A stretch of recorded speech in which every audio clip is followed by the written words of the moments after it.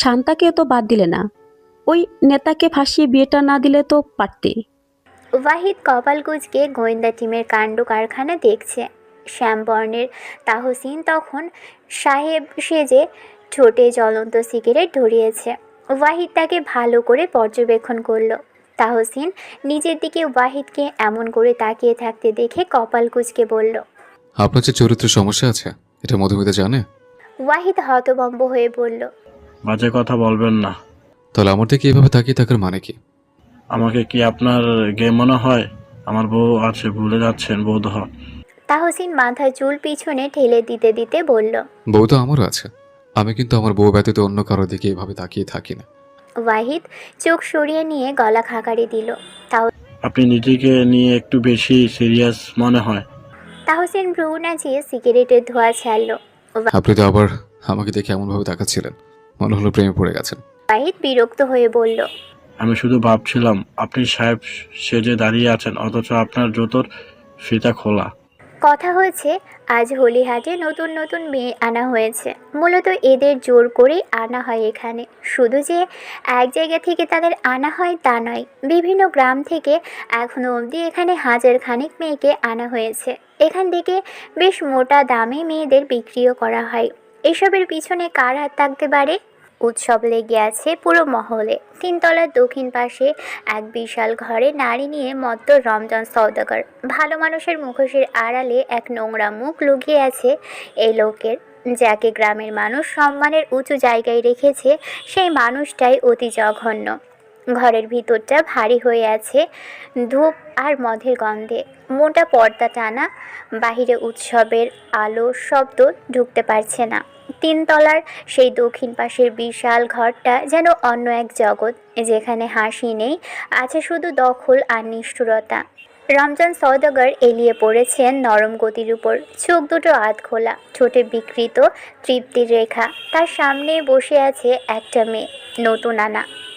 বয়স আন্দাজ করা কঠিন, তবে চোখের ভিতরের ভয়টা খুব চেনা। এই হলিহাটে আসা প্রতিটা মেয়ের চোখেই এই ভয় একরকম। মেয়েটা চুপ করে আছে। কথা বললে কি হবে সে জানে না, কাঁদলেও কেউ শুনবে না। ঘরের কোণে রাখা লণ্ঠনের আলোয় তার হাত দুটো কাঁপছে অজান্তেই। রমজান সওদাগর সেটা দেখেও না দেখার ভান করে বললেন। নাম কি? গলা ভারী, আদেশের স্বর। মেয়েটা একটু দেরি করেই উত্তর দেয়, গলাটা যেন নিজের নয়। রমজান সওদাগর হেসে উঠলেন। সে হাসিতে কোনো আনন্দ নেই, আছে কেবল মালিকানা দম্ভ। এখানে নাম দিয়ে কি হবে? এখান থেকে বেরোলে নতুন নাম হবে।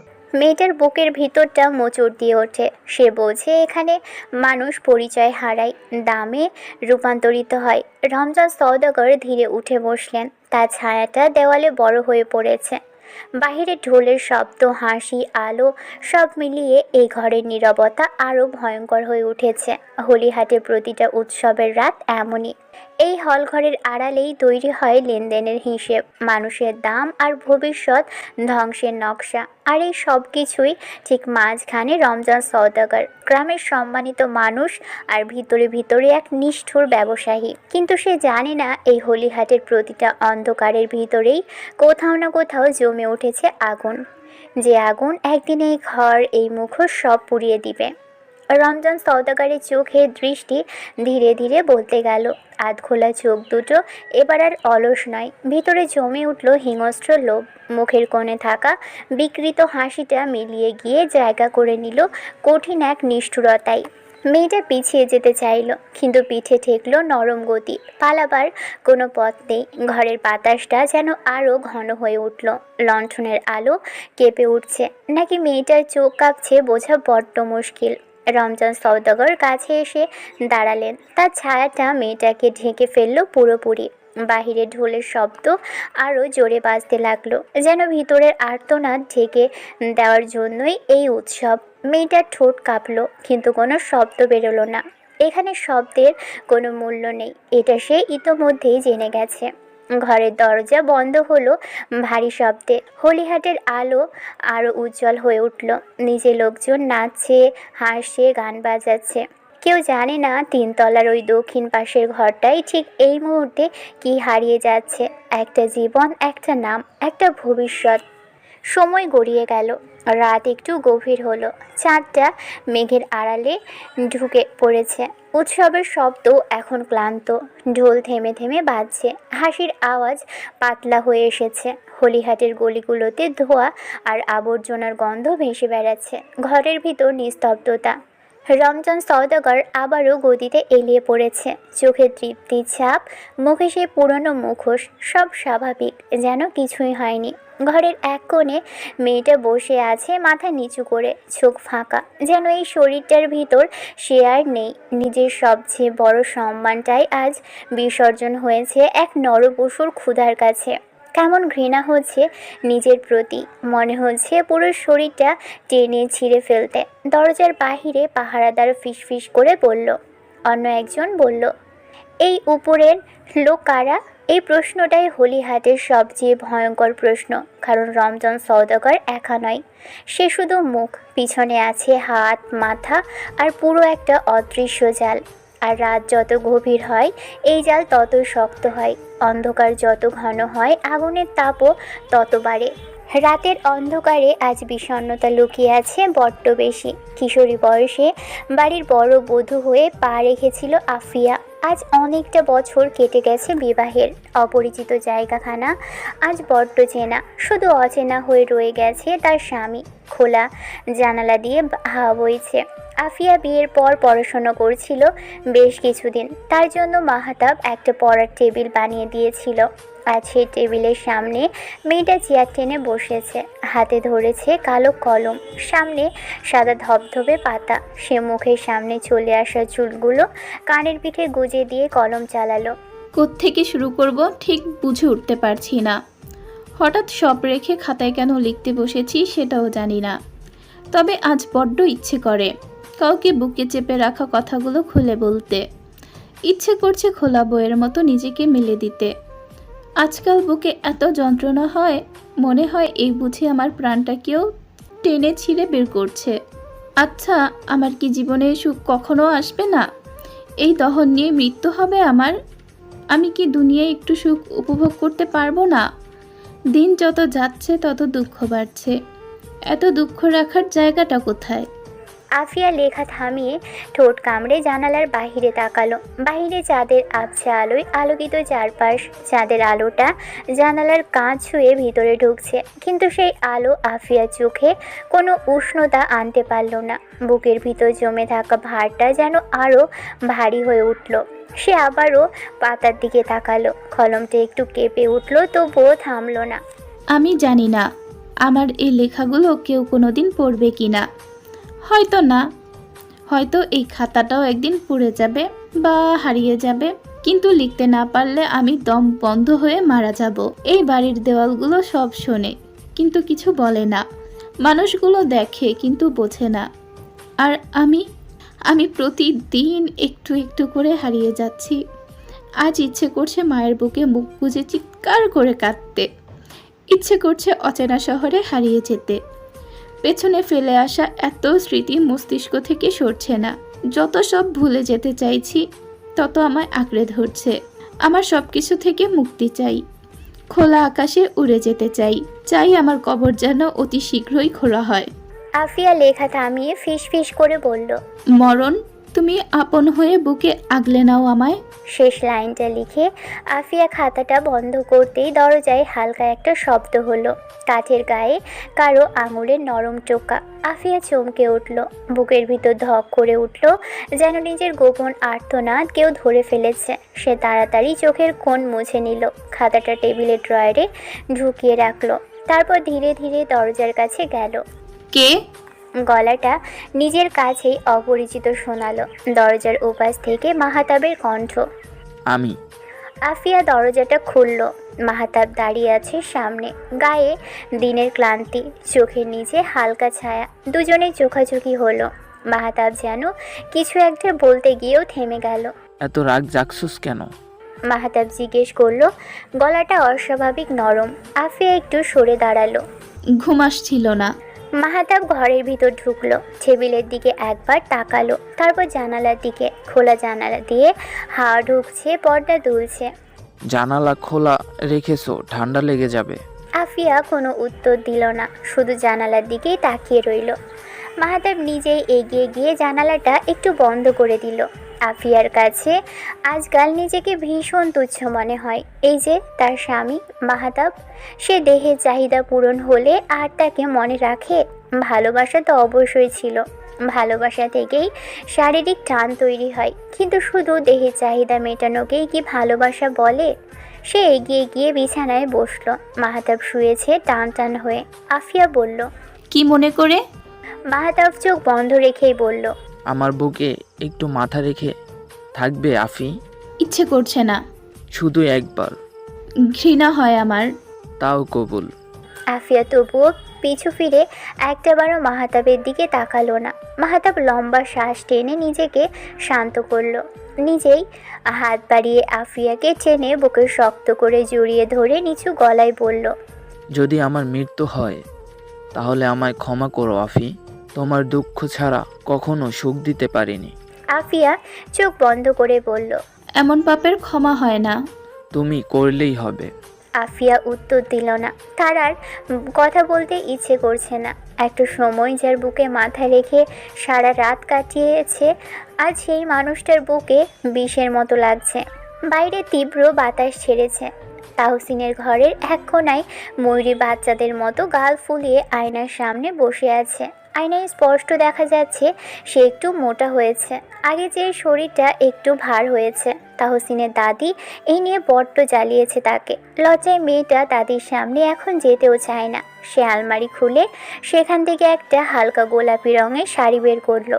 এটা তাহসিন এনে দিয়েছিল কিছুদিন আগে। বলেছিল এমন এক মধ্যরাতেই এই শাড়িটা পরে তার সামনে আসতে। কিশোরী যে দিন দিন বড্ড দুষ্টু হয়ে যাচ্ছে, এটা আদৌ সে বুঝতে পারছে? পড়াশোনা গোল্লাই দিয়ে মেতে উঠেছে সংসারে। স্বামী বউ বলতে পাগল, অন্যদিকে বউ স্বামী বলতে পাগল। ওর এই শাড়িটা গায়ে জড়িয়ে আয়নার সামনে দাঁড়ালো। হালকা গোলাপি রঙটা তার গায়ে যেন আরও নরম হয়ে ফুটে উঠেছে। চোখে কাজল টানতে গিয়ে হাত কাঁপলো একটু। আয়নায় নিজের চোখের দিকে তাকিয়ে সে নিজেই হেসে ফেলল। এই চোখেই তো কত লাজ, কত দুষ্টুমি একসাথে বাসা বেঁধেছে। আঁচলটা কাঁধে তুলে নিয়ে যত্ন করে কোমরে গুজল। তারপর অজান্তেই পেটের উপর হাত বোলালো। আয়নায় চোখ পড়তেই বুকের ভিতর কেমন এক অদ্ভুত অনুভূতি জমে উঠল।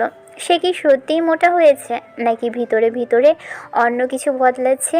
ময়ূরী নিজেকে বোঝাতে পারে না। কিশোরী বয়সের এই বদলগুলো তার কাছে কখনো আনন্দ, কখনো অজানা ভয়ের মতো লাগে। দাদির কথাগুলো কানে বাজে, কিন্তু তাহসিন তো অন্য কথা বলে। সে তো হাসতে হাসতে বলে, আমার বেগম মোটা হলে বেশি সুন্দর লাগবে। ময়ূরী লজ্জায় চোখ নামিয়ে নেয় তখন। আজও নামালো। আয়নার সামনে দাঁড়িয়ে হালকা করে নিজের গালে চাপ দিল। গোল হয়ে আছে একটু, তবুও খারাপ লাগছে না, বরং কেমন এক গোপন সুখ কাজ করছে ভিতরে। হঠাৎ বাহিরে পায়ের শব্দ এলো। তাহসিন, ফিস ফিস করে বলল সে। কোনো উত্তর এলো না। হয়তো সে এখনও বাহিরে। ময়ূরী একবার দরজার দিকে তাকিয়ে আবার আয়নার দিকে ফিরল। কপালে টিপ পড়ল ছোট্ট করে। আজ কেন যেন নিজেকে খুব আপন মনে হচ্ছে তার। নিজের শরীর, নিজের মন, সব কিছুই নতুন করে চিনতে চাইছে। আজ পুতুল নেই ঘরে। পুতুলের দাদি তাকে এই ঘরে রাখতে চায় না রাতে। ময়ূরী যদিও রাখতে চেয়েছিল, কিন্তু শাশুড়ির কথা অমান্য করার সাহস হয়নি। দরজায় শব্দ হলো তখন। ময়ূরী তাড়াতাড়ি দৌড়ে গিয়ে দরজা খুলে দিল। তাহসিন ঠোঁট চেপে গম্ভীর হয়ে দাঁড়িয়েছিল বাহিরে। হঠাৎ ময়ূরীকে নতুন রূপে নিজের সামনে দেখে স্তব্ধ হয়ে গেল। ড্যাব ড্যাব করে তাকালো তার কিশোরী বধূর দিকে। শুকনো ঢোক গেল সে। ভিতরে ঢুকে দরজা আটকিয়ে বলল, বেগম আজ মিসবাহ তাহসিনের বেগম সেজেছেন? ময়ূরী লজ্জায় দৃষ্টি এদিক ওদিক করে বলল, আমায় ভালো লাগছে না। তাহসিন তাড়াহুড়ো করে বলল। খারাপ লাগার প্রশ্নই আসে না।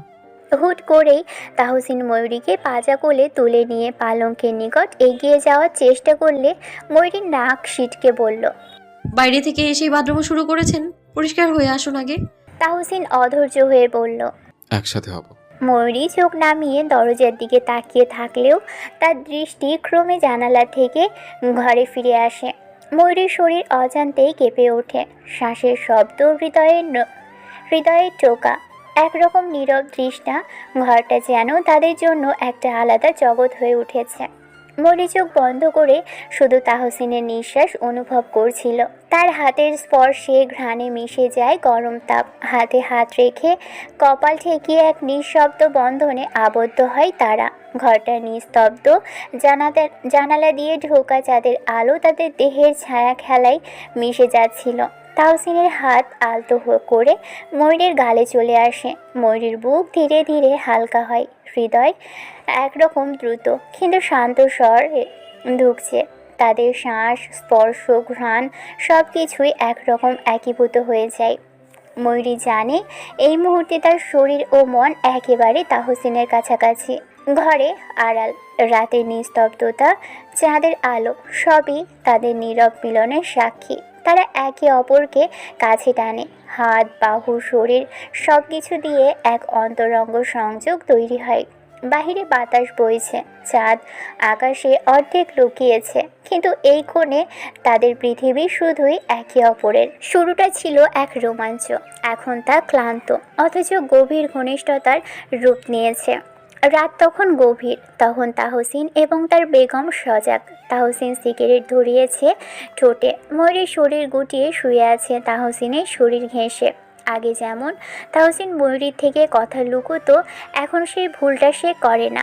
মানসিক চাপ কাটানোর জন্য হলেও আজ ময়ূরীর সঙ্গ তার বড্ড প্রয়োজন ছিল। তাহসিন সিগারেট শেষ করে শক্ত করে জড়িয়ে ধরল ময়ূরীকে, মাথায় চুমু এঁকে বলল, কি করবো বুঝতে পারছি না। একদিকে পরিবার, অন্যদিকে ময়ূরী ঘাড় উঁচিয়ে তাহসিনের দিকে তাকালো, হাত বাড়িয়ে তার মাথায় হাত বুলিয়ে দিতে দিতে বলল, হাজার প্রাণ বাঁচাতে যদি জীবন দিতে হয় তাহলে জীবন কুরবান করতেও পিছু পা হবে না। আমার কি করা দরকার এটা আমি কি জানি, কিন্তু ময়ূরী সাহস দিয়ে বলল, কাল আমি জয় দেখতে পাই। পরিবারের কথা ভাবলে হবে না, এটা অন্যায়। তাহসিন মাথা নাড়ালো। কাল তার জীবনের সবচেয়ে ভয়াবহ দিন হতে চলেছে। হয়তো জীবনের সবচেয়ে বড় সিদ্ধান্ত কাল তাকে নিতে হবে।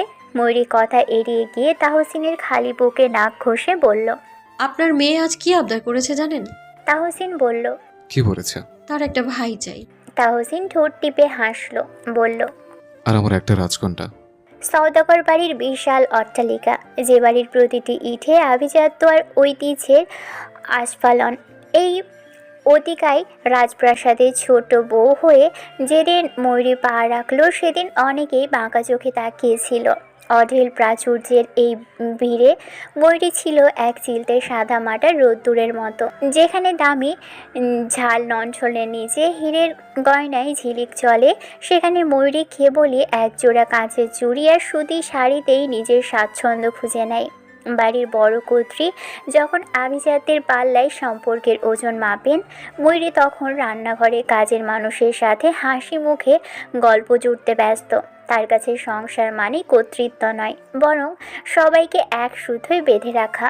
বেশ কয়েকদিন আগে একদিন সন্ধ্যায় ড্রয়িং রুমে যখন সম্পত্তি আর বিষয় আশয় নিয়ে উত্তপ্ত আলোচনা চলছিল, তখন ময়ূরী আলতো পায়ে সেখানে গিয়ে দাঁড়ালো। তার হাতে ছিল বাড়ির সবার জন্য নিজের হাতে বানানো গরম চা। বড় চা। শান্তা তাচ্ছিল্যের স্বরে বলল, এত বড় পরিবারের মান সম্মান কি এসব সাধারণ চা নাস্তায় থাকে ময়ূরী? একটু রাজকীয় চালচলন শিখতে পারো না? ময়ূরী মৃদু হেসে ধীর কণ্ঠে উত্তর দিল, শোনা তো, তপ্ত আগুনে পড়লেই তবে চেনা যায়। এই বিশাল অট্টালিকার সম্পত্তি হয়তো আমাদের ক্ষমতা দেখায়, কিন্তু একে কি সংসার বলা যায়? সংসার তো সেই জায়গা যেখানে বড় ছোট ভেদাভেদ ভুলে এক থালায় ভাত খাওয়া যায়, যেখানে প্রাচুর্যের অহংকার নেই, আছে শুধু একে অপরের প্রতি অগাধ বিশ্বাস। তার স্বামী তাহসিন দূর থেকে ময়ূরীর এই স্নিগ্ধ রূপ দেখছিল। সে জানে এই হাজার কোটি টাকার ভিড়ে ময়ূরীর হলো একমাত্র শুদ্ধ সোনা। যে বাড়ির মানুষগুলো যন্ত্রের মতো ছুটছে, সেখানে ময়ূরী হলো সেই শীতল ছায়া, যে মায়ার প্রলেপ দিয়ে ভাঙা সম্পর্কগুলো জুড়তে জানে। বড়দের ভ্রুকুটি উপেক্ষা করে ময়ূরী তার সাধারণত্বের মহিমায় পুরো বাড়িকে এক অদ্ভুত মায়াজালে জড়িয়ে ফেলেছিল। সে বুঝেছিল বড় পরিবারে বউ হওয়া মানেই কেবল শাসন করা নয়, বরং পরম মমতায় সবাইকে আগলে রাখা। তার কাছে সেই ভাঙা চালার স্বপ্ন আর এই সওদাগর বাড়ির বাস্তবতা সবই এক হয়ে যায় যখন সে দিন শেষে তাহসিনের চোখে নিজের জন্য এক ফালি নিশ্চিন্ত আশ্রয় দেখতে পায়। ষোড়শীর কাঁধে এই বিশাল পরিবারের ভার হয়তো ভারী ছিল, কিন্তু তার হৃদয়ের সরলতা সেই ভারকে ভালোবাসার পালকে রূপান্তর করেছিল। তাহসিনের জীবনে ময়ূরীর আগমন সহজ ছিল না, কারণ সে শুধু একজন স্বামী নয়, একটা 4 বছরের শিশুর বাবা। পুতুল সওদাগর নামটার মতোই ছোট্ট গোলগাল, ছোট চোখ দুটো বিস্ময়ে ভরা একটা ছোট বাচ্চা। ময়ূরী যখন এ বাড়িতে বউ হয়ে আসে তখন পুতুলের পৃথিবীটা ছিল অদ্ভুতভাবেই নিঃসঙ্গ। মায়ের শূন্যতা সে বোঝে না, শুধু অনুভব করে। মাঝে মাঝে হঠাৎ চুপ করে যায়, আবার হঠাৎই কান্নায় ভেঙে পড়ে। কেউ জিজ্ঞেস করলে উত্তর দেয় না, শুধু বাবার গলা খুঁজে বেড়ায়। প্রথম দিন পুতুল ময়ূরীকে দেখেছিল দূর থেকে, নতুন মানুষ, নতুন গন্ধ। সে ভয় পেয়েছিল বাবার পাশে এক অচেনা নারীকে দেখে। ময়ূরী সেটা বুঝেছিল এক নজরেই। সে কাছে যায়নি, জোর করে আদর করতে চায়নি, শুধু নিচু হয়ে পুতুলের চোখের দিকে তাকিয়েছিল। পরের দিন সে পুতুলের জন্য নিজের হাতে রুটি বানিয়েছিল, ছোট ছোট গোল গোল করে। আরেকদিন চুলে বেনি করে দিতে চেয়েছিল, যদিও ঠিকঠাক পারছিল না। কয়েকদিন পর এক সকালে রান্নাঘরে দাঁড়িয়ে থাকা ময়ূরীর আঁচল ধরে টান দিয়েছিল পুতুল। খুব ছোট্ট গলায় বলেছিল, মা। শব্দটা শোনার সঙ্গে সঙ্গে ময়ূরীর বুকটা কেঁপে উঠেছিল। সন্তান গর্ভে ধারণ না করেও এক শিশুর জননী পদবি গ্রহণ করেছিল আল্লাহকে সাক্ষী রেখে। তাহসিন দূর থেকে দেখেছিল দৃশ্যটা। বড় বাড়ির মানুষগুলো তখনও ফিসফাস করত, নিজের সন্তান নয়, কতদিন টানবে, ষোড়শী বউ এত দায় সামলাতে পারবে? কিন্তু ময়ূরী জানত মা হওয়ার জন্য রক্ত লাগে না, লাগে বুক ভরা মমতা। সে পুতুলকে কোলে নিয়েছিল যেমন করে, তাতে কোনো হিসেব ছিল না। নিজের পরের রাতে পুতুল ঘুমিয়ে পড়লে ময়ূরী তার কপালে হাত বুলিয়ে দিত। এ বাড়ির আভিজাত্য, সম্পত্তি, ক্ষমতার বাহিরে এই ছোট শিশুটাই ছিল তার সংসারের প্রথম শিকড়। ষোড়শী বয়সে যে দায় অনেকের কাছে বোঝা, ময়ূরীর কাছে সেটাই হয়ে উঠেছিল দোয়া। আজ তার সেই কন্যা সন্তান তাকে মা বলে ডাকে, বুকের মাঝে সিটিয়ে থাকে সারাক্ষণ। খিজের সুখ সুখ অনুভূতি জেগে বসে হৃদগহীনে, তা সে মুখে বলে বোঝাতে পারবে না এই ছোট্ট মেয়েকে তুচ্ছ তাচ্ছিল্য করতে। ভোর সকাল তখন, বাহিরে অদ্ভুত বিষয় ছড়িয়ে আছে। খানিকক্ষণ আগেই নামাজ শেষ করে ময়ূরী পুতুলকে নিয়ে শুয়েছে বিছানায়। পুতুলকে ভরে দিয়ে গেছেন তার দাদি। তাহসিন আয়নার সামনে দাঁড়িয়ে তৈরি হচ্ছে। ময়ূরী বাঁকা চোখে তাকালো তার দিকে। শ্যামলা গায়ে আজ ধূসর রঙের একটা শার্ট আর প্যান্ট পরনে। শার্টের হাতা কোনোই অবধি ভাঁজ করতে করতে একবার তাকালো ময়ূরীর দিকে। নিকটে এগিয়ে এসে ঝুঁকে সময় নিয়ে চুমু খেলো কপালে। ঘুমন্ত পুতুলের কপালেও আলতো করে ঠোঁট ছোঁয়ালো। ময়ূরীর ভেজা মাথায় হাত বুলিয়ে নিচু গলায় বলল, পুতুলের খেয়াল রেখেছো? খানিকক্ষণ পর তাহসিন অন্ধকারে মিলিয়ে গেল। আলো ফুটতে শুরু করলো চারপাশে। পুতুলের ঘুম ভাঙতেই ময়ূরী তাকে পরিষ্কার করে দিয়ে নিচে নিয়ে এলো খাওয়াবে বলে। নিচে তখন বাড়ির প্রত্যেক মহিলাই উপস্থিত। ময়ূরী চুপচাপ চেয়ার টেনে পুতুলকে বসালো, পাশে নিজে বসে প্লেটে ভাত নিল। মেয়েরা সবাই তখন খেতে বসেছে সেখানে। কনক আজকাল ময়ূরীর সামনে খুব কম আসে, যত পারে এড়িয়ে যাওয়ার চেষ্টা করে। আজ অদ্ভুত ব্যবহার করছে মেয়েটা, অযথাই ময়ূরীর সাথে মেজাজ দেখাচ্ছে সে। অরুণিমা বেগম এক পর্যায়ে বিরক্ত হয়ে বললেন, খাওয়ার সময় হচ্ছে কি এইসব? তিনি ধমক দিতেই কনকের মা চওড়া গলায় বললেন, কয়দিন এই অবস্থা বড়পা? আমার মেয়েরে এমনি বকু কেন? অরুণিমা বেগম বললেন, সে বেয়াদবি করেছে কেন? বেদবি কই করলো? ওই তো খালি তরকারির বাটি চাইলো। তোমার বউ যদি না দেয় তাহলে কি করব? ময়ূরী এবার তপ্ত নিঃশ্বাস ত্যাগ করে বলল, অযথা ঝগড়া কেন করছেন ছোটাম্মা? সব তো তার সামনেই আছে, এখন কি ভাত মাখিয়ে তার মুখে তুলে দিতে হবে? কনক চোখ ছোট ছোট করে বলল, এত নাটক করছো কেন? দেবে না বললেই তো হলো নাকি? নাটকটা করছে কে? তুমি বড্ড বেশি বাড়াবাড়ি করছো বলে মনে হচ্ছে না? এক পর্যায়ে কনক রেগে ভাতের প্লেট ছুঁড়ে ঠেলে দিয়ে চওড়া কণ্ঠে বলল, ছোট লোক তো ছোট লোকই হয়, কার সাথে কিভাবে কথা বলতে হয় জানো না? তাহসিন কেন এই রাস্তার মেয়েকে তুলে বাকিটুকু বলার আগেই তার গালে ঠাস করে চড় পড়ল একটা। সবাই হতভম্ব হয়ে ময়ূরীর দিকে তাকালো। বাম হাত দিয়ে কনকের ডান গালে কষিয়ে একটা চড় মেরেছে সে। কনকের মা কিছু বলার আগেই ময়ূরী ধারালো গলায় বলল, একবার বারণ করেছিলাম না আমার সাথে না লাগতে? শিক্ষা হয়নি তোমার? নোংরা আচরণ করে ছোট লোকের পরিচয় দিচ্ছ তুমি। আমি নই, আমার বাবা গরিব হতে পারে, তাই বলে ছোট লোক নয়। তাহসিন তোমার বড় ভাই হয়, নাম ধরে ডাকা সাহস পেলে কোত্থেকে? ময়ূরীর কণ্ঠে কোনো কাঁপুনি নেই, চোখে ভয় নেই, আছে স্পষ্ট দৃঢ়তা। চারপাশের নিস্তব্ধতাটা ভারী হয়ে ঝুলে রইল ডাইনিং ঘরে। কনক হতভম্ব, গালে হাত চেপে বসে আছে। অপমান আর বিস্ময় একসাথে জমে উঠেছে চোখে। কনকের মা রেগে উঠে চেয়ার ঠেলে দাঁড়ালো। তুমি হাত তুললা কেন? আমার মেয়ের গায়ে হাত তোলার সাহস পাইলা কই? ময়ূরী শান্ত কঠিন গলায় বলল, যে ভাষায় কথা বলা হয় সেই ভাষাতেই জবাব দিতে হয় ছোট আম্মা। অপমান সহ্য করাকে ভদ্রতা বলে না। আপনার মেয়েকে মানুষ করুন, সে হয়তো সম্পর্ক ভুলে যাচ্ছে। মনে করিয়ে দিন আমি তার ভাবি হই। কনক ঠোঁট কামড়ে চোখ নামালো। মুখে কিছু বলার সাহস হলো না। ডাইনিং ঘরের অন্য নারীরাও নীরব, কারো চোখে লজ্জা, কারো চোখে বিস্ময়। ষোড়শী বউ যে এমন দৃঢ় হতে পারে তারা ভাবেনি। ময়ূরী পুতুলের দিকে ঝুঁকে নরম গলায় বলল, খাও মা। তারপর নিজের হাতে ভাত মেখে মেয়েটার মুখে তুলে দিল। পুতুল মায়ের দিকে তাকিয়ে হেসে উঠল। সেই হাসিতে যেন পুরো ঘরের ভার হালকা হয়ে গেল। কনক হন হন করে উপরে উঠে গেল হাত ধুয়ে। কনকের মাও যেন ভাষা হারিয়ে ফেলেছেন। কি এক বিশ্রী কাণ্ড! খবর আছে আজ হলিহাট থেকে 150 বেশি মেয়ে পাচার হবে। অবৈধ স্বর্ণের সাথেই তাদের একসাথে পাঠানো হবে দূর দেশে।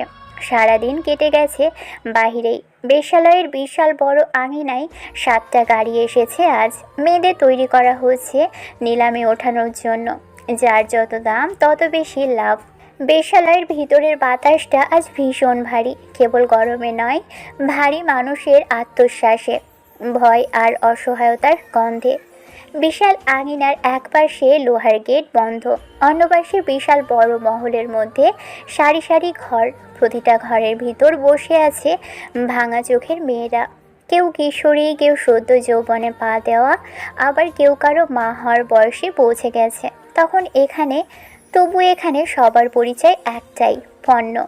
আজকের দিনটা আলাদা। হলিহাট থেকে আনা 1.5 শতাধিক মেয়েকে সাজানো হচ্ছে। রঙিন কাপড়, ভারী মেকআপ, ঠোঁটে জোর করে লেপে দেওয়া হাসি, সবই মুখোশ। ভিতরে যে কান্না জমে আছে সেটা দেখার মতো কেউ নেই। দালালদের চোখে শুধু হিসেব, কে কত দাম তুলবে। এক কোণে বসে আছে একটি মেয়ে, বয়স 16 কি 17, ঠিক বোঝা যাচ্ছে না। শরীরটা কাঁপছে। নাম জিজ্ঞেস করলে সে বলেছিল শুভা। নামটার ভিতরে ভালো থাকার কথা ছিল, অথচ তার চোখে এখন শুধুই অন্ধকার।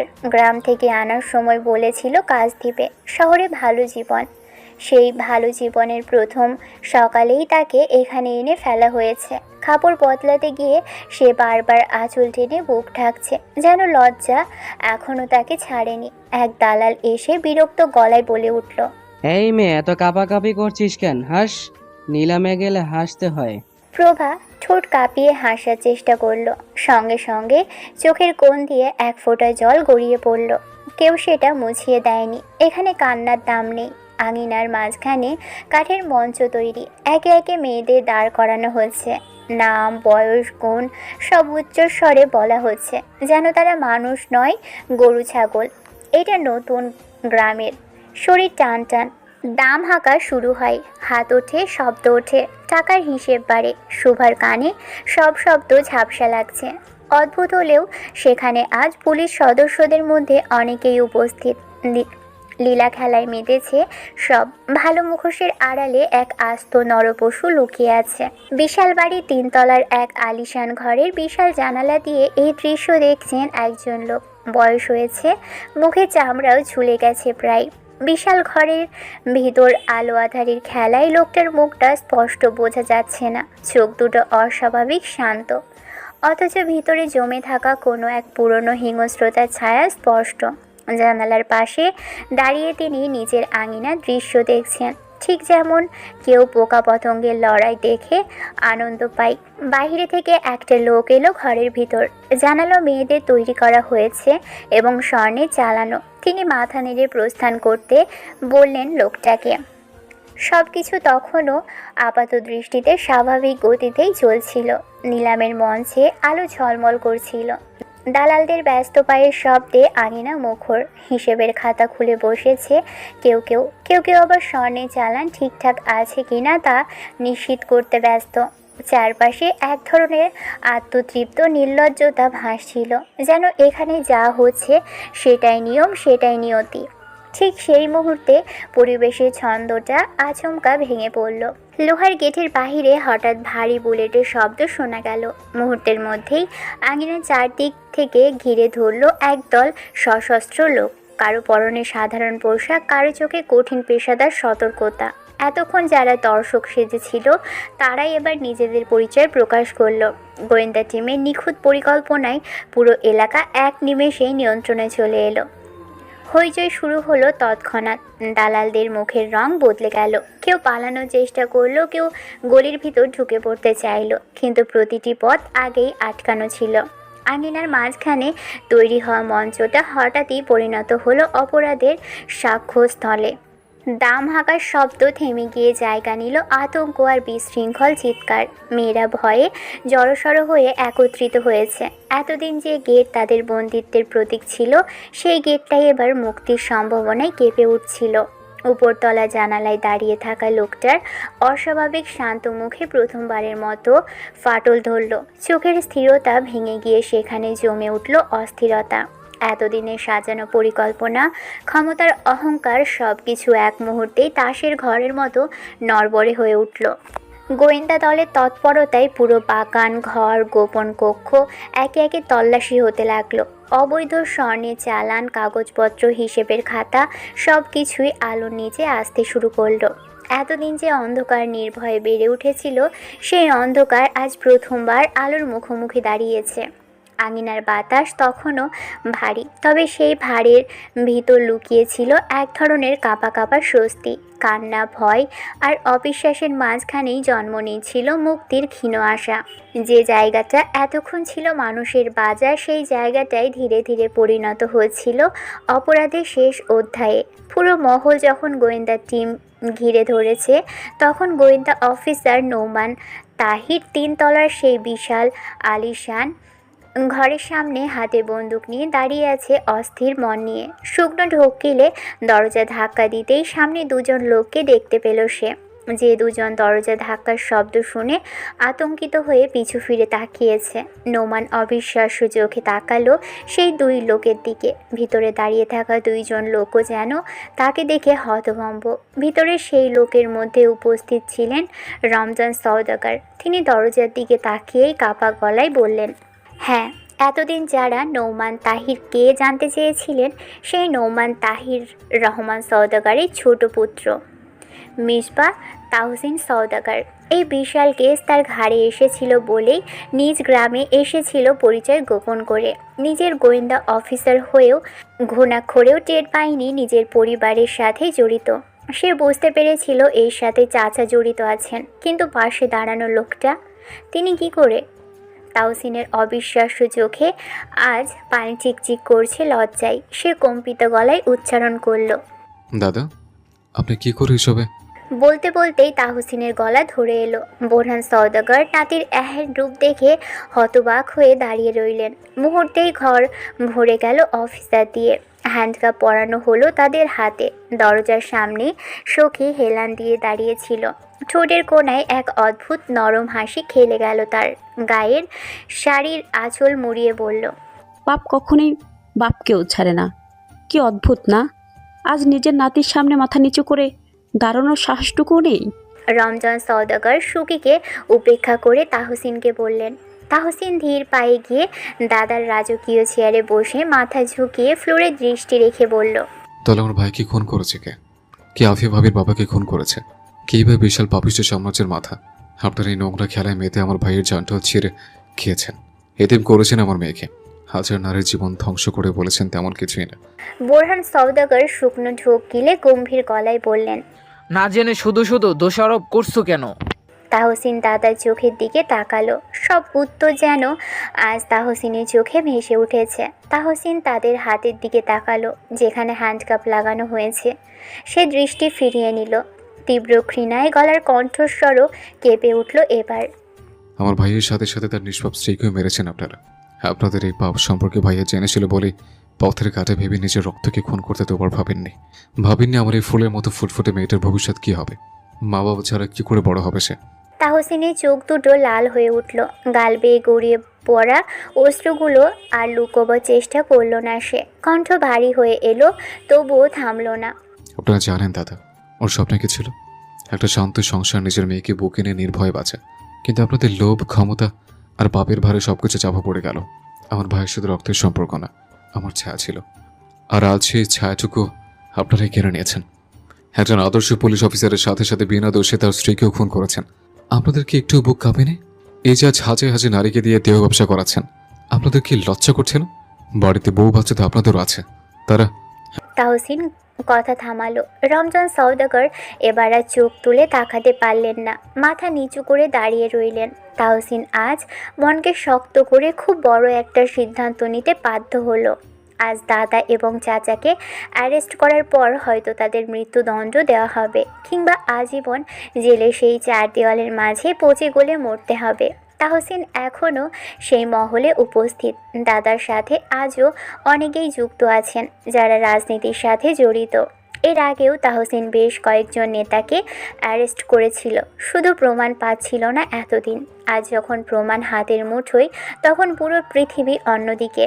তাদের নিয়ে যাওয়া হয়েছে। তাহসিন বেশ্যালয়ের সব মেয়েদের সুরক্ষিত রাখার ব্যবস্থা করেছে। কত নারী সেখানে উপস্থিত, কেউ কেউ তো ময়ূরীর থেকেও ছোট। তাহসিনের হুট করে ময়ূরীর মুখখানা মনে পড়ল। ময়ূরীর মতোই এখানে শত নারী উপস্থিত। বুক চিরে বেরিয়ে এলো লম্বা দীর্ঘশ্বাস। রমজান সওদাগরের সাথে সাথে আজ চম্পাকে শিশু নির্যাতন মামলায় আটক করা হয়েছে। সখী আফসোসের চোখে বোনের বিদায় দেখেছে। ওয়াহিদ ঠিক তার পাশেই ছিল। সখী তাকে উদ্দেশ্য করে বলল, আজ সব পাপের ধ্বংস হলো। তাহসিন পাশ থেকে কপালে হাত স্লাইড করে বলল, এখন আপনার ভাগ্নেকে নিজের কাছে আনার ব্যবস্থা করুন। আমার ভাইয়ের সংসারে আগুন লাগিয়ে রেখেছে সে। তা কি করে হয়? সে সংসার করছে ওই নেতার সাথে। বিয়ে করলে সংসার হয় না, মা তার ভাই বাধ্য হয়েছিল বিয়ে করতে। আপনার ভাই যদি চায় তাহলে আমার আপত্তি নেই। এত বড় খবরখানা সওদাগর বাড়ির সবার কানে পৌঁছতেই এক প্রকার যুদ্ধ শুরু হলো। রজনী বেগম প্রায় পাগল পাগল অবস্থা। তিনি চিৎকার করছেন। তিনি মানতে নারাজ তার স্বামী এমন জঘন্য কাজ করতে পারে। মাহাতাব মাথা নিচু করে বসে আছে ড্রয়িং রুমের সোফায়। এই কালো জগতের কারণেই সে তার সংসার ভেঙেছে। চাচার ফাঁদে পা দিয়ে এক বেশ্যালয়ের মেয়েকে বিয়ে করতে বাধ্য হয়েছে। শান্তা সিঁড়ির এক কোণে দাঁড়িয়ে কাঁদছে। আফিয়া হতবাক এত নোংরা সত্যের মুখোমুখি হয়ে। ময়ূরী চুপচাপ দাঁড়িয়ে আছে শাশুড়ির পাশে। আজ তার কিছুই বলার নেই। তাহসিন বাড়ি ফিরল রাতে। বিষণ্ণ পায়ে বাড়িতে পা রাখতেই হতভম্ব হয়ে গেল কনকের মায়ের কাছে। কনকের মা ময়ূরীর চুলের মুঠি ধরে বাজে ভাষায় গালাগালি করছেন। অরুণিমা বেগম তাকে থামাতে পারছেন না। সে ছুটে গিয়ে ময়ূরীকে টেনে বুকে জড়িয়ে ধরে হুঙ্কার ছেড়ে বলল, আমার স্ত্রীর গায়ে হাত তোলার সাহস হলো কি করে? ছোট আম্মা, আপনার হাত কিন্তু ভেঙে গুড়িয়ে ফেলবো আমি। ময়ূরী তাহসিনের শার্টের কাপড় টেনে ডুকরে উঠল। কনকের মা চিৎকার করে বললেন, তোরা বাইর হইয়া যা এই বাড়ি থিক্কা। তুই তাহাসিন কেমনে পারলি তোর দাদা আর চাচারে জেলে দিতে? আপনার স্বামী দুধে দেওয়া তুলসী পাতা নয়, সে হাজারো নারীর জীবন নষ্ট করেছে ছোট আম্মা, ছোট ছোট বাচ্চার সাথে। ছি, আমার বলতেও ঘৃণা হচ্ছে। সব মিথ্যা। তোরা নাটক সাজাইয়া আমার সংসার নষ্ট করতাছোস। আপনার সংসার আগেই ভেঙেছে, শুধু আপনি টের পাননি। কনকের মা হাই হাই করে মাটিতে বসে পড়লেন। মাটি থাপড়ে আহাজারি শুরু করলেন।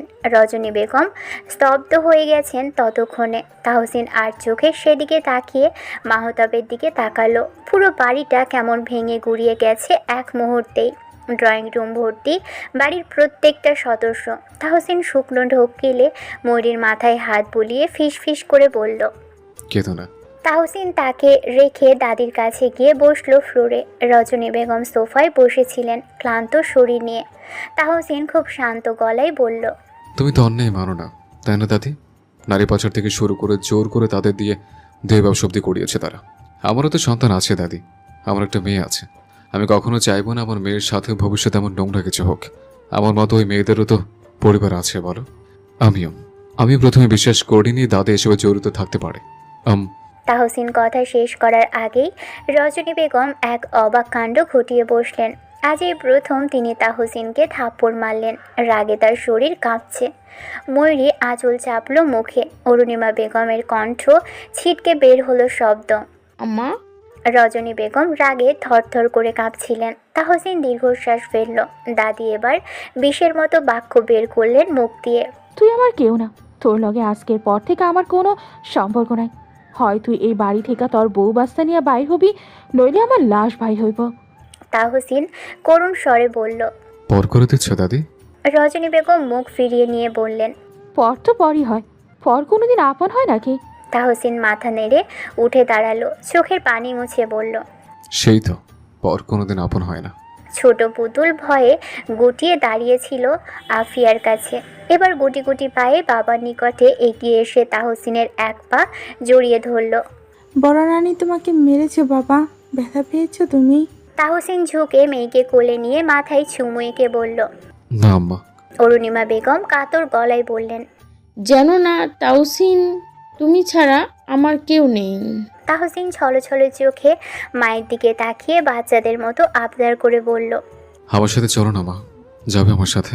অরুণিমা বেগম এ বাড়ি ছেড়ে এই মুহূর্তে কিছুতেই যেতে পারবেন না। তিনি আঁচল চেপে কেঁদে উঠলেন। তাহসিন বুঝে গেল মায়ের উত্তর। সে পিছু ফিরে ময়ূরের এক হাত আঁকড়ে ধরতেই মাহাতাব বলল, যাস না, দাদি রাগের মাথায় বলে ফেলেছে এসব। তাহসিন মৃদু হেসে বলল, আমার স্ত্রীর সন্তানের সম্মান সবার আগে। আজ থেকে পুরো পরিবারের দায়িত্ব তোমার, সবাইকে আগলে রেখো ভাইয়া। তাহসিন সদর দরজার দিকে এগিয়ে গেলে আফিয়া বলল, যাস না ময়ূরী। ময়ূরী ঠোঁট কামড়ে তাহসিনের হাত ধরে এক কাপড়ে বের হলো স্বামীর হাত ধরে। সে জানতো এমন কিছুই হবে। তাহসিন বেরিয়ে যাওয়ার পর সওদাগর বাড়ির নীরবতা ভারী হয়ে এলো। কি হবে তাদের ভবিষ্যৎ? দহনে জ্বলছিল আফিয়ার হৃদয়। বাবার মৃত্যুর খবর শুনে তাহসিন বেরিয়ে যাওয়ার পরই ছুটে গেছে নিজের ঘরে। মাহাতাব ছিল শান্ত নদীর মতন। আজ সবার সামনে সব সত্য প্রকাশ হয়েও সে আফিয়ার চোখে অপরাধী। নিয়তি আজ বড্ড বেইমানি করছে তার সাথে। রাত ঘন হয়ে এসেছে। তাহসিন কাল সকালে টিকিট কেটেছে ঢাকা যাওয়ার। সে আর এখানে থাকবে না। এই মুহূর্তে তারা ফরাজি বাড়ি উপস্থিত। কেউ কোনো প্রশ্ন আজ করেনি তাদের। ওয়াহিদের সেই মাটির ঘরে আজ ময়ূরী আর তাহসিন শুয়েছে। দুজনের চোখেই ঘুম নেই। পাগলামো করা মানুষটা আজ বড্ড নীরব। ময়ূরীর কোলে মাথা রেখে চুপচাপ শুয়ে আছে সে। ময়ূরী মাথায় হাত বুলিয়ে দিল। তাহসিনকে এতটা ভাঙতে কখনো দেখেনি সে। খুব মায়া হলো তার। মৃদু গলায় বলল, রাতে কিছু খাননি আপনি? আমি এক মুঠো ভাত খাইয়ে দিই আপনাকে। তাহসিন বলল, আজ গলা দিয়ে খাবার নামবে না, তুমি খেয়ে নাও। আপনাকে রেখে আমি খাই কি করে? তাহসিন হঠাৎ মুখ গুজল ময়ূরীর পেটে। ময়ূরী স্পষ্ট টের পাচ্ছিল তাহসিন কাঁদছে। রমজান সওদাগরকে তো সে বাবার মতোই ভালোবাসত। দাদাকে নিজের জীবনের চেয়েও বেশি ভালোবেসেছে আজীবন। কিন্তু কে জানতো আজ এইসব হবে? সব চক্রের মূলে থাকবে দাদা। গ্রামের মেম্বার সহ অনেক নেতাকে আটক করা হয়েছে আজ। সব আজ শান্ত, শুধু অশান্ত তাহসিনের মন। ময়ূরী খানিকক্ষণ থেকে খাবার নিয়ে এলো। জোর করে কয়েক মুঠো ভাত খাওয়ানোর পর আর খাওয়াতে পারল না। রাত যখন গভীর তখন তাহসিন ময়ূরীকে বুকে জড়িয়ে নিয়ে শুয়ে আছে বিছানায়। এক পর্যায়ে নীরবতা ভেঙে বলল, তুমি যাবে আমার সাথে? চলো না, চলে যাই এখান থেকে। পরীক্ষার সময় এসে না হয় পরীক্ষা দিও। ময়ূরী বলল, যাব। আমার ঘর তো আপনি। আপনি যেখানে যাবেন আমিও তো সেখানেই যাব। আপনি বলেছিলেন না আমাদের একটা ছোট্ট সংসার হবে? আমার সংসার সাজাবো না? তাহসিন মাথা নাড়ালো।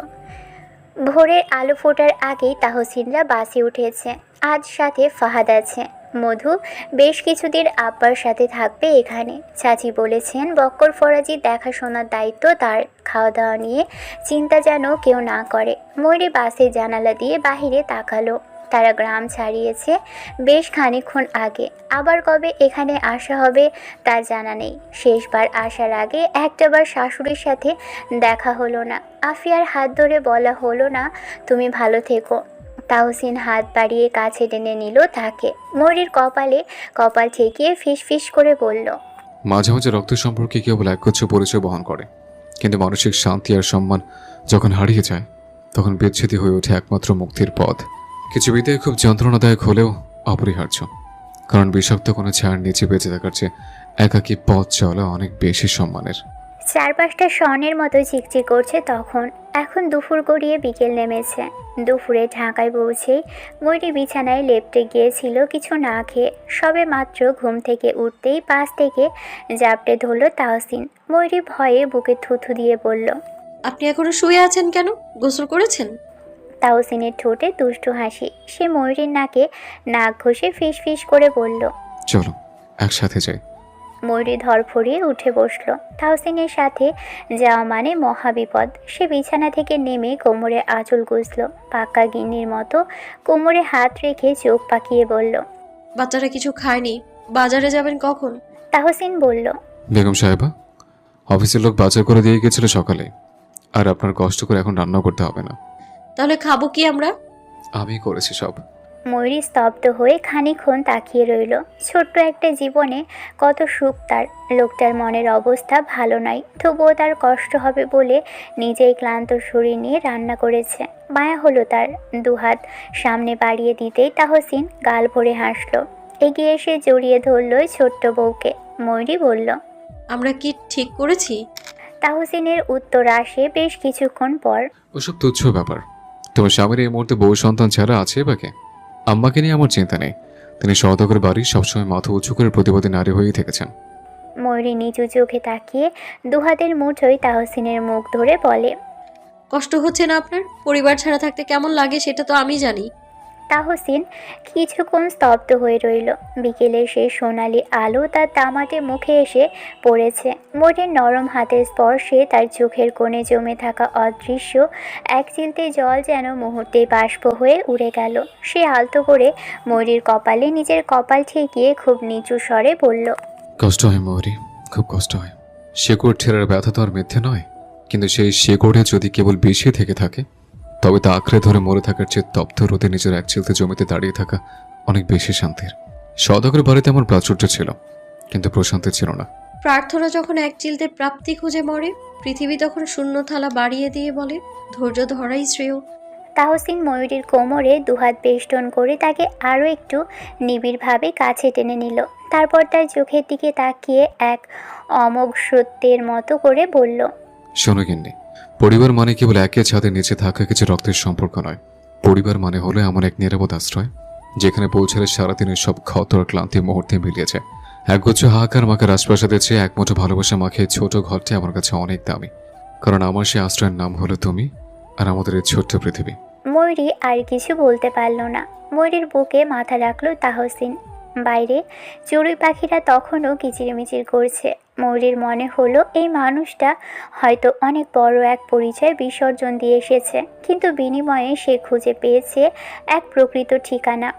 তাহসিন গেছে ফ্রেশ হতে। ময়ূরী ফাহাদের হাতে পায়ে তেল দিয়ে চিপচিপে বানিয়ে ফেলেছে প্রায়। পুতুল পাশেই বসে আছে, ফ্যালফ্যাল করে কাণ্ড দেখছে মামা আর মায়ের। তাহসিন তখন ভেজা চুলে বের হলো ঘর থেকে।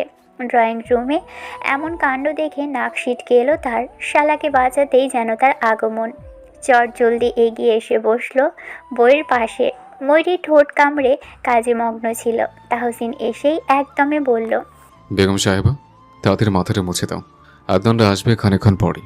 ময়ূরী ফাহাদকে ছাড়তেই ভাগ্নির সাথে দৌড়ে পালালো সেখান থেকে। তাহসিন ঠোঁট টিপে হাসলো। ময়ূরী শাড়ির আঁচল টেনে তাহসিনের মাথায় রেখে বলল, তাহসিন যেন সব সময় বইয়ের সাথে লেপ্টে থাকতে বড্ড পছন্দ করে। একটাবার শুধু সুযোগ পেলেই হয়। ময়ূরী তাহসিনের আক্রমণে হতবুদ্ধি হয়ে দাঁত চেপে বলল, বেহায়া পুরুষ, বাসায় বাচ্চারা আছে। তাহসিন ওসবে মন দিলে তো বউ থাকলে দিন দুনিয়া ভুলে বসে এই বান্দা। তাহসিন বউয়ের কথায় মোটেও থামল না, বরং আরও কাছে টেনে নিয়ে গলা নামিয়ে বলল, বাচ্চারা থাকলেই বাকি, পুতুল তো জানে তার আব্বা আম্মুকে একটু বেশি ভালোবাসেন। ময়ূরী লজ্জায় লাল হয়ে এলো। আঁচল টেনে নিজেকে ছাড়াতে ছাড়াতে ফিস ফিস করে বলল, একদম নির্লজ্জ, এ বাড়িতে এসে আপনার সাহস বেড়ে গেছে।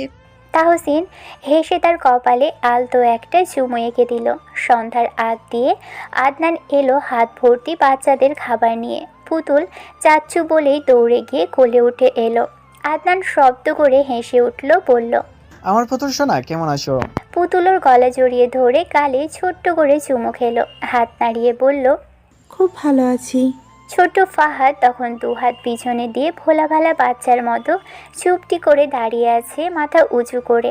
আদনান ওকে এমন করে তাকিয়ে থাকতে দেখে ঠোঁট টিপে বলল, শালাবাবু করে আসবে নাকি? ফাহাদ আশ্চর্য হলো যেন। এটুকু বাচ্চা চোখ বড় বড় করে বলল, আমি তোমার শালা কেমনে হই? আদনান পুতুলকে নামিয়ে দিয়ে হাঁটু গেড়ে বসলো ওর সামনে। তারপর বলল, তোমার বড় আপু হলো আমার বড় ভাইয়ের বউ, সেই হিসাবে তুমি তো আমার শালক হও। শালক মানে হলো শালাবাবু। তার চোখ কপালে তুলে বেশ কিছুক্ষণ ভাবলো। ছোট মানুষ, এত প্যাচ তার মাথায় ঢুকছে না। সে আদনানের শার্টের বোতাম টেনে ধরে গম্ভীর মুখে বলল, না, আমি তো পুতুলের মামা, আমার অনেক ক্ষমতা। আমি কোনো শালা হমু, আমি বড় মামা। আদনান হাসতে হাসতে ওর কাঁধে হাত রেখে টেনে নিজের কাছে আনলো। তারপর ফিসফিস করে বলল, তোমার ক্ষমতায় আছে ঠিকই, তবে তুমি হলে পকেটের সাইজ মামা। এখন বলো, এই যে এত খাবার আনলাম, চিপস লজেন্স, এগুলো কি শ্যালক হিসাবে খাবে নাকি মামা হিসাবে? শ্যালক হলে সব তোমার, আর মামা হলে অর্ধেক পুতুলকে দিতে হবে। ফাহাদ এবার বেশ বিপদে পড়ে গেল। খাবারের ব্যাগের দিকে তাকিয়ে একবার ঢোক গিলল। তারপর খুব বুদ্ধিমানের মতো মুখ করে বলল, এখনই প্রত্যেক সাইজের সারা হইয়া খাইয়া নিয়া বড় হমু, তারপর আমি তোমারে দেখা নিমো। আদনান হো হো করে হেসে উঠল।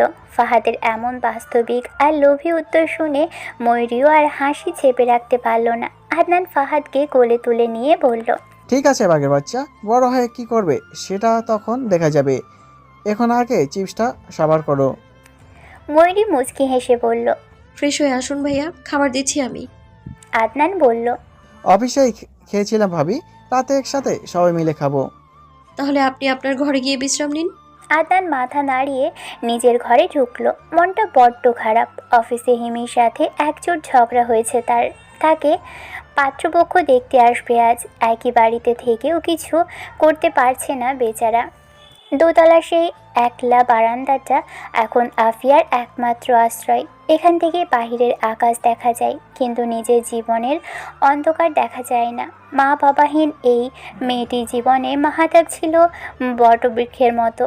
16 বছর বয়সে যখন এ বাড়িতে পা রেখেছিল, মাহাতাবের চোখে সেই মুগ্ধতা আফিয়াকে পূর্ণতা দিয়েছিল।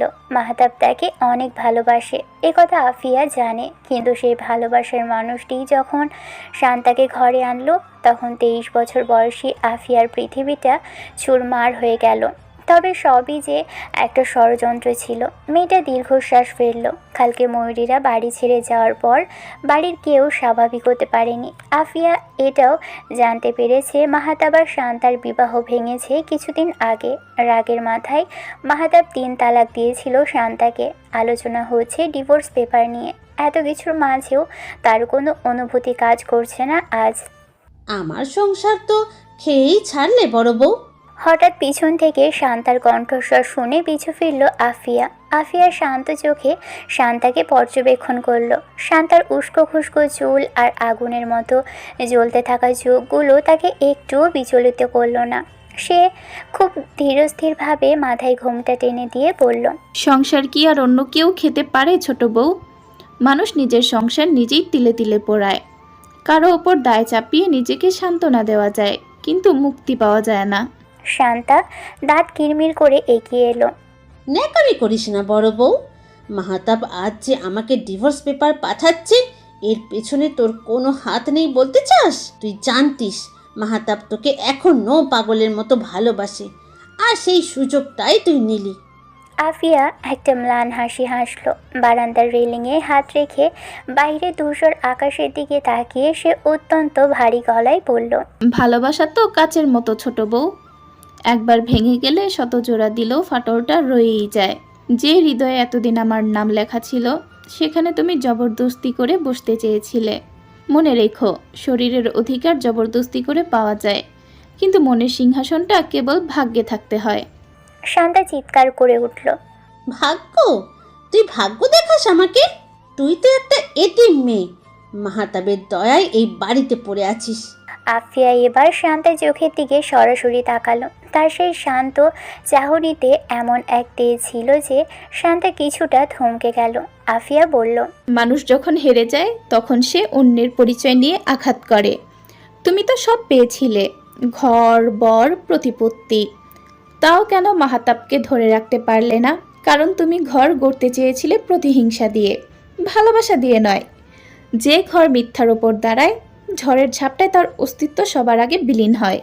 শান্তার রাগে কাঁপতে কাঁপতে চলে যাচ্ছিল। যাওয়ার আগে বলে গেল, দেখে নিস আফিয়া, তুইও সুখে থাকবি না। আফিয়া দীর্ঘশ্বাস ফেলে আকাশের দিকে তাকিয়ে মনে মনে বলল, সুখ তো আমি অনেক আগেই বিসর্জন দিয়েছি। রাতে আফিয়া গুটিসুটি পায়ে অরুণিমা বেগমের ঘরে এলো। ভদ্রমহিলা চুপটি করে বসেছিলেন। আফিয়াকে দেখেই সোজা হয়ে বসলেন। আফিয়া এগিয়ে গিয়ে পাশে বসলো। শুষ্ক ঠোঁট ভিজিয়ে বলল, মেজো আম্মা, ভাই কি কল করেছিল? অরুণিমা বেগম বললেন, হ্যাঁ, কথা হয়েছে একটু আগেই। ময়ূরীর সাথে হয়েছে? হ্যাঁ। আমায় একটাবার ময়ূরী ফোন করেনি, একদিনেই ভুলে বসে আছে আমাকে। অরুণিমা বেগম আফিয়ার মাথায় হাত রেখে বললেন, ওদের মনের অবস্থাটাও তো ভালো না মা। কটা দিন যাক, সব স্বাভাবিক হোক, তারপর না হয় মন খুলে কথা বলবে। আফিয়া মাথা নাড়ালো। আপনাকে কিছু এনে দেবো মেজো আম্মা? খাবেন কিছু? না, তুমি ঘরে যাও। মাহাতাব সে কখন থেকে ডাকছে তোমায়, শুনতে পাওনি? আফিয়া সিঁড়ি বেয়ে উপরে উঠে এলো। নিজের ঘরের দিকে যেতে চাইলেও চোখ আটকে এলো মাহাতাবের ঘরে। সে নিজের ঘরে গেল। পুরো বাড়িটা আজ বড্ড ফাঁকা ফাঁকা লাগছে। চুপটি করে বসলো বিছানায়, হাঁটু জড়িয়ে ধরে উপরে স্থির হয়ে থাকা ফ্যানের দিকে তাকিয়ে রইল। তার কি ফ্যানের সাথে এখন ঝুলে যাওয়া উচিত, নাকি বিষ খেয়ে ঘরের এক কোণায় পড়ে থাকা উচিত, কিংবা বাড়ির ছাদ থেকে ঝাঁপ দিয়ে আত্মহত্যা করা উচিত? জীবন নিয়ে কতই না স্বপ্ন ছিল তার। স্বামী, সংসার, সন্তান, কিছুই আজ নেই। মাহাতাব তাকে একটাবারও সত্যি কথাটা বলেনি। দিনের পর দিন তাকে কষ্ট দিয়ে এসেছে। মাহাতাব নিজের ঘরে পায়চারি করছিল, আফিয়া তার ঘরে আসেনি। তার মানে নিজের ঘরে ঘাপটি মেরে আছে। সব ভুলে সে পা বাড়ালো বাহিরে। আজ বুক কাঁপছে বড্ড। আফিয়ার মুখোমুখি হয়ে সে বলবেটা কি, ক্ষমাই বা চাইবে কি করে? সে আফিয়ার ঘরের সামনে এসে লম্বা করে শ্বাস টেনে ভিজিয়ে রাখা দরজা ঠেলে ভিতরে প্রবেশ করলো। আফিয়া কপাল কুঁচকে তাকালো। মাহাতাব দরজা আটকে এগিয়ে এসে আজ নিজ ইচ্ছে দূরত্ব রেখে বিছানায় উঠে বসলো আরাম করে। আফিয়া চুপ করে রইল। মাহাতাবের মনটা উসখুস করছে যন্ত্রণায়, কথা গুলিয়ে যাচ্ছে বারবার। শেষে নীরবতা ভেঙে বলল, ভালো আছো আফি? আফিয়া মুচকি হেসে নিভু স্বরে বলল, আজ বোধহয় অনেক দিন পর এই প্রশ্নটা করলেন। এমপি সাহেব বউকে ভোলেননি তাহলে? অপরাধীর ন্যায় মাথা নোয়ালো মাহাতাব, আর একটু এগিয়ে এসে বলল, ক্ষমা করে দাও না আফি, আমার যে কিছুটি করার ছিল না। আফিয়া ছলো ছলো চোখে বলল, মাহাতাব, আপনি আমায় একটাবার সব সত্য কেন বলতে পারলেন না? কেন সত্যি ঢাকতে আপনি অন্য এক নারীকে কবুল করেছিলেন? মাহাতাব দিশেহারা হয়ে আফিয়ার পা জড়িয়ে ধরল। আফিয়া হতভম্ব হয়ে সরে যেতে গিয়েও পারল না। কি হচ্ছে মাহাতাব? পা ছাড়ুন আমার। তুমি আমার কথা কেন শুনতে চাইছো না? যা শোনার সবই তো শুনেছি। আর কিছু বাকি আছে? আছে, খুব বাকি আছে। এই মাহাতাব সওদাগর তার স্ত্রী আফিয়াকে ছাড়া কখনো অন্য নারীকে ভালোবাসেনি, তাকে ছাড়া অন্য নারীকে কখনো স্পর্শ করেনি। আমি পাপ করেছি আফি, এটা সত্য, তবে আমার ভালোবাসায় কোনো কমতি কখনো ছিল না। ভালোবাসা আসলে কোনো শব্দের পিঠে শব্দ বসিয়ে সাজানো সংজ্ঞা নয়। ভালোবাসা হলো বুকের বাঁ পাশে জমে থাকা একখণ্ড অখণ্ড নীরবতা। এটি সেই অবাধ্য চিনচিনে ব্যথা যা নিঃশ্বাসের সাথে মিশে গিয়ে প্রতিটা রক্তবিন্দুতে এক অদ্ভুত অস্থিরতা তৈরি করে। যখন আপনি কাউকে ভালোবাসবেন তখন দেখবেন আপনার নিজের জগৎটা হঠাৎ করেই ছোট হয়ে এসেছে। আর সেই মানুষটার অস্তিত্ব হয়ে উঠেছে আপনার পুরো মহাকাশ। ভালোবাসা মানে হলো কারোর রুক্ষ মেজাজ, গম্ভীর চাহনি আর একরাশ অবহেলার ভিতরেও এক চিলতে মায়া খুঁজে পাওয়া। এটি হলো সেই মায়াজাল যেখানে আপনি স্বেচ্ছায় ধরা দেন, যেখানে হেরে যাওয়ার মাঝেই লুকিয়ে থাকে এক স্বর্গীয় তৃপ্তি। আপনার নিজের হাজারটা দুঃখ থাকলেও প্রিয় মানুষটার চোখের কোণে এক ফোঁটা জল দেখলে যখন মনে হয় আপনার পৃথিবীটা ওলটপালট হয়ে যাচ্ছে, তখনই বুঝবেন আপনি ভালোবাসার অতল সমুদ্রে ডুব দিয়েছেন। ভালোবাসা এক বিচিত্র দাসত্ব, যেখানে আপনি মুক্ত হয়েও পরাধীন। যখন আপনি জানবেন সেই মানুষটা আপনার কদর করছে না, হয়তো সে তার নিজের গাম্ভীর্যের আড়ালে আপনাকে আড়াল করে রাখছে, তবুও আপনার অবাধ্য মন কেবল তার ফেরার পথেই তাকিয়ে থাকবে। নারীর মন বড্ড বেঈমান, অন্তত এই কথা আফিয়ার পক্ষে এটাই হয়েছে। মেয়েটা এই কটা মাস কতই না যন্ত্রণার মধ্যে দিয়ে গিয়েছে। স্বামী দ্বিতীয় বিয়ে করার পরও যখন রাতে ক্লান্ত হয়ে তার সঙ্গ চাইতে আসতো, তখন মনে হতো শরীরটা টেনে ছিঁড়ে ফেলতে। তখন মনে হয়েছিল হয়তো শরীরই সব। আসলেই কি তাই? শরীর সব হলে সর্বপ্রথম মাহাতাব শান্তার কাছেই যেত। সে তো ওই নারীকে কখনো ছুঁয়েও দেখেনি, এক বিছানায় থাকেনি, ভালোবাসার নজরে কখনো তাকায়নি। হয়তো কালই শান্তাকে তার ছোট খালার কাছে দিয়ে আসা হবে। আফিয়ার বড্ড খারাপ লাগলো মেয়েটার জন্য। সেও তো এ বাড়ির বউ ছিল, কিন্তু সুখ যে তার কপালেও সইল না। মধ্যরাত ঘনিয়ে ভোর হবে হবে ভাব। আফিয়া চাইলেও স্বামীর প্রতি জেদ ধরে রাখতে পারেনি। কেমন হাত পা জড়িয়ে ধরে ক্ষমা চাইছিল, কাঁদছিল, ভয়ে কেমন কথা গুলিয়ে যাচ্ছিল। তাহসিন তো যাওয়ার আগে সব প্রমাণ দিয়ে গেল, কি নিয়েই বা আর জেদ করবে সে। আজ বহুদিন পর আফিয়া নিজ থেকে কাছে এসেছিল মাহাতাবের। হালকা রঙের বিছানায় দুটো শরীর লেপ্টে আছে তখন। জানালার ওপাশে ভোরের সেই অস্পষ্ট ধূসর আলো তখন ঘরের ভিতরের ঘনীভূত অন্ধকারকে আলতো করে সরিয়ে দিচ্ছে। ঘর জুড়ে এক অদ্ভুত নিস্তব্ধতা, কেবল মাহাতাবের অনিয়মিত নিঃশ্বাসের শব্দ আফিয়ার কানের কাছে আছড়ে পড়ছে। আজ কত মাস পর এই পরিচিত উষ্ণতায় সে ফিরে পেল, অথচ এই উষ্ণতাই একসময় তার কাছে আগুনের মতো অসহ্য মনে হতো। আফিয়া অনুভব করল মাহাতাবের বলিষ্ঠ হাত দুটো তাকে আষ্টে পিষ্টে জড়িয়ে ধরে আছে। ঘুমের ঘোরেও মাহাতাব যেন তাকে ছাড়তে চাইছে না, ঠিক যেন হারিয়ে ফেলার ভয়ে ভীত কোনো এক অবুঝ শিশু। আফিয়ার খুব ইচ্ছে হলো মাহাতাবের কপালে জমে থাকা সেই অবিন্যস্ত চুলে হাত বোলাতে। সে আলতো করে নিজের হাতটা তুলল। মাহাতাবের তামাটে শরীরের উপর ভোরের আলো পড়ে এক আশ্চর্য আভিজাত্য ফুটিয়ে তুলেছে। আফিয়া মনে মনে হাসল। এটাই কি তবে সেই নারীর মন, যে মাহাতাবকে সে ঘৃণা করতে চেয়েছিল, যার প্রতি ঘৃণায় তার শরীর রিরি করত? আজ সেই মাহাতাবের বুকে মাথায় রেখেই সে এক আশ্চর্য প্রশান্তি খুঁজে পাচ্ছে। শরীরের অধিকারের চেয়েও বড় হয়ে দাঁড়িয়েছে এই মনের টান। মাহাতাবের সেই কান্না ভেজা চোখ আর ভাঙা গলার আকুতি আফিয়ার ভিতরের সব পাথর গলিয়ে জল করে দিয়েছে। হঠাৎ মাহাতাব একটু নড়ে উঠল, ঘুমের ঘোরে ফিস ফিস করে ডাকলো, আফিয়া, চলে যাবে না তো? আফিয়া কোনো উত্তর দিল না। সে মাহাতাবের বুকের বাঁ পাশে নিজের কান পাতল, যেখানে হৃৎপিণ্ডের ধকধক শব্দটা তাকে এক নিদারুণ সত্যের মুখোমুখি দাঁড় করিয়ে দিল। এই মানুষটার প্রতিটি স্পন্দন কেবল তাকেই ডাকছে। শান্তার কথা ভেবে তার বুকটা আবার একটু হাহাকার করে উঠল। আহারে মেয়েটা! মাহাতাবের পাশে থেকেও সে কোনো দিনও মাহাতাবের হতে পারেনি। ভালোবাসা আসলে এক আশ্চর্য বেইনসাফি। কেউ সব পেয়েও তৃপ্ত নয়, আর কেউ এক ফোঁটা মায়ের জন্য সারা জীবন মরুভূমি তৃষ্ণা নিয়ে বাঁচে। আফিয়া নিজের মুখটা মাহাতাবের ঘাড়ে আরও একটু ডুবিয়ে দিল। ভোরের এই স্নিগ্ধ আলোয় মাহাতাবের গায়ে সেই পরিচিত ঘ্রাণ তাকে মাতাল করে দিচ্ছে। কাল থেকে জীবনটা অন্যরকম হবে। শান্তা চলে যাবে, প্রমাণের সত্যতা সামনে আসবে, সমাজ কথা বলবে, কিন্তু এই অন্তর্মহলের চার দেওয়ালের ভিতরে তারা আবার সেই পুরনো আফিয়া আর মাহাতাব হয়ে উঠবে। আফিয়া আলতো স্বরে মাহাতাবের কানের কাছে ফিস ফিস করে বলল, কোথাও যাব না, আপনার অবহেলা সয়েছি, এখন আপনার এই গভীর আসক্তিটুকুও সয়ে নেব। মাহাতাবের শক্ত হাতের বাঁধন যেন আরও একটু দৃঢ় হলো। বিছানায় সেই হালকা রঙের চাদরে দুটি শরীর লীন হয়ে গেল ভোরের আসন্ন আলোর অপেক্ষায়। বিরহ আর অপমানের দীর্ঘ রাতের পর আজ যেন এক নতুন ভোরের সূচনা হলো তাদের জীবনে, যেখানে জেদ নয়, ভালোবাসাই শেষ কথা বলছে। আশ্বিনের শেষ বেলা, ঢাকার আকাশে সাদা মেঘের ভেলাগুলো নীলিমার গায়ে আলসেমি করে ভাসছে।